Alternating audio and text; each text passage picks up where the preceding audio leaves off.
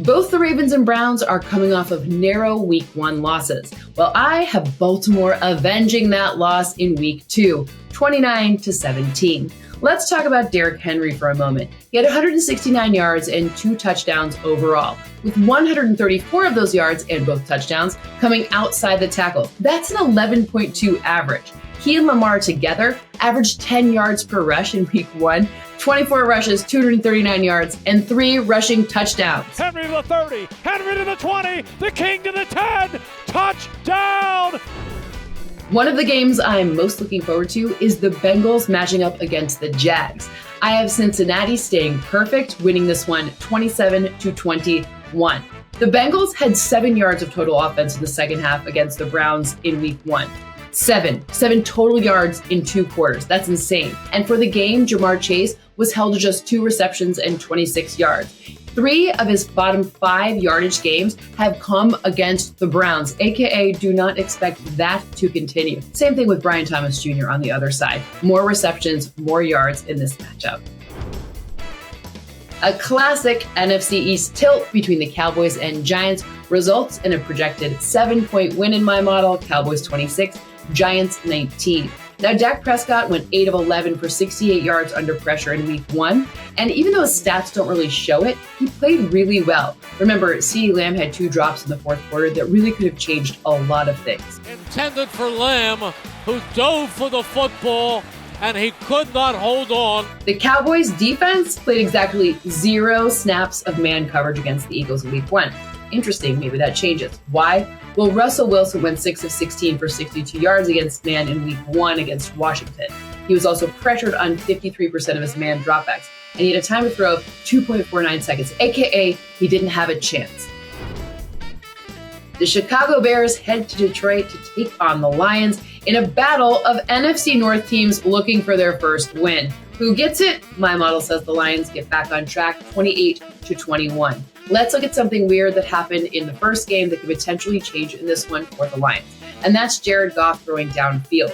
He averaged just 4.5 air yards per attempt against the Packers. That's the 6th lowest in a game for him since 2021 when he joined the Lions. When he was given time, he was still successful though, going 5 of 8 for 89 yards and a touchdown on those 10-plus air yards. Now, when J.J. McCarthy faced this Bears defense, he had 85 yards and 2 touchdowns on those downfield passes. On the Bears' offensive side of the ball, we expected an uptick in rushing efficiency and the use of play action with Ben Johnson now architecting this entire team. Well, what happened? DeAndre Swift had 17 rushes for 53 yards. That's a 3.1 yard per carry average.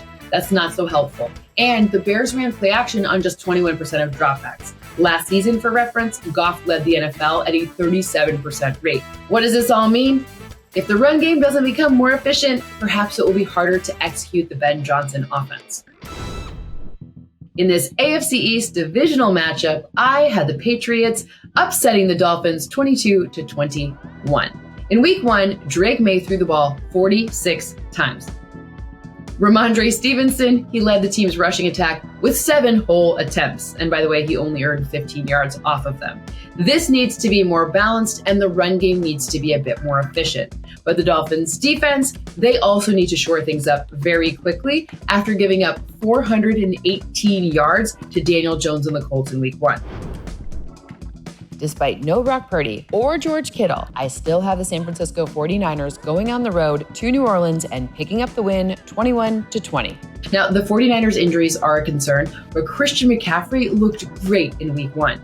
He had 31 touches, so 22 rushes and 9 receptions for 142 yards, and he played 75% of snaps. Now, on the other side, Juwan Johnson is your tight end number 1 after Week 1 with 15.6 fantasy points in PPR leagues. In the second AFC East divisional tilt, the Bills head to MetLife to take on the New York Jets. My model has Buffalo winning 28-20.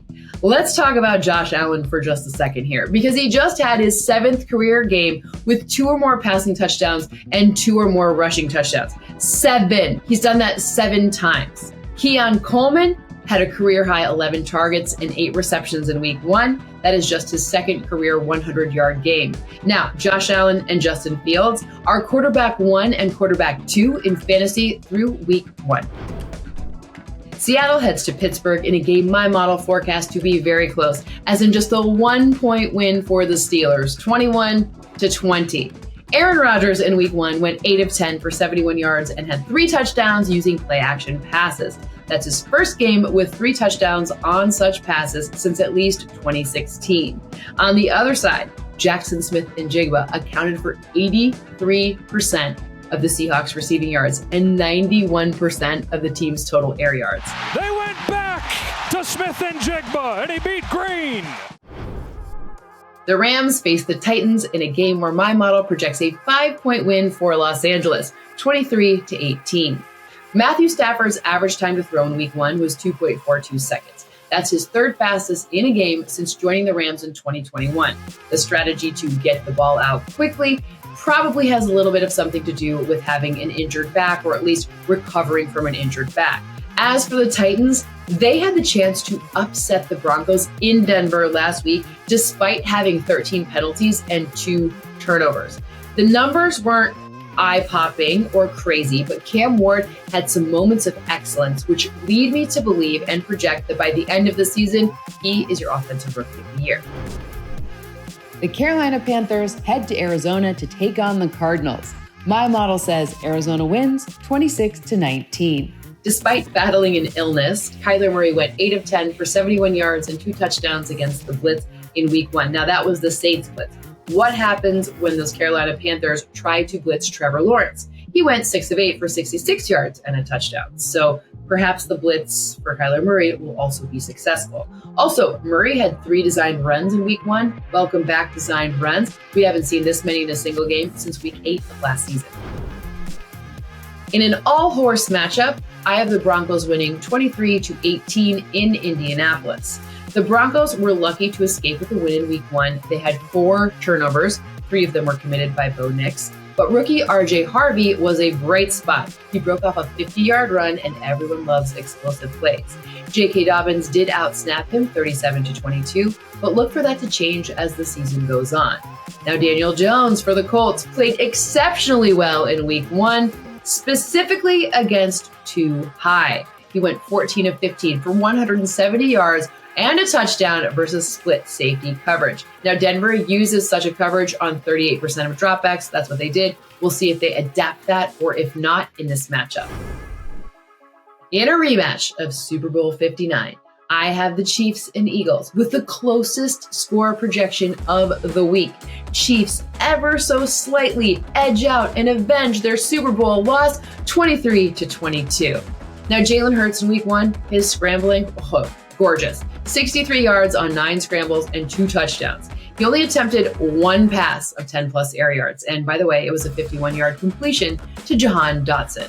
As for the Chiefs, Hollywood Brown had 16 targets and caught 10 of those passes in week 1. Mahomes needs the rest of the surrounding cast to help him out if this revenge is going to be exacted, and my model says that it will. The Falcons head to Minneapolis to take on the Vikings in a game where my model forecasts just a 3-point win for the home team. Let's talk about J.J. McCarthy's amazing debut on Monday Night Football against the Bears in week 1. He became the first player since Cam Newton with 2 or more passing touchdowns and 1 or more rushing touchdown in their debut. He also is the first starting quarterback with a 10-plus point fourth quarter comeback in their debut since Steve Young did it in 1985. Against the Bucs defense in week 1, Michael Penix Jr. went 0 for 4 on deep passes. It feels like they missed Darnell Mooney, and now with Drake London being banged up, it could be hard on those downfield and specifically deep passes. Now, Michael Penix Jr. did handle Todd Bowles' blitzes well, which could be a good sign because you know who loves to blitz? Brian Flores, the Vikings defensive coordinator. Penix Jr. went 9 of 13 for 128 yards and a touchdown versus the blitz in week 1 against the Bucs. Speaking of the Bucs, my model has Tampa Bay upsetting Houston 22-20. The last time they played, Texans quarterback C.J. Stroud had 470 yards with 5 touchdowns in his only career game against Todd Bowles and the Bucs, which was week 9 of 2023. And specifically against the Blitz, he went 9 of 12 for 164 yards and a touchdown in that one. The second Monday nighter and the final game of week 2 happens in Las Vegas, where the Los Angeles Chargers come to town. My model forecasts a 3-point win for Los Angeles, 23-20. Justin Herbert was really good in week 1. He went 9 of 11 for 169 on play action. He went 8 of 10 for 150 with 2 touchdowns on intermediate passes. He went 11 of 13 for 187 yards and 2 touchdowns on in-breaking routes. And by the way, Brock Bowers and Jacoby Myers combined for 200 receiving yards for the Raiders in week 1. Now, if the Raiders are going to upset the Chargers, they need to give Ashton Jeanty more space to operate. He averages 2 yards per rush, but importantly, he averages 0.2 yards before contact per carry. We know that Jeanty can get a lot of yak, but he needs to get a little bit of space to get going to be able to force those missed tackles.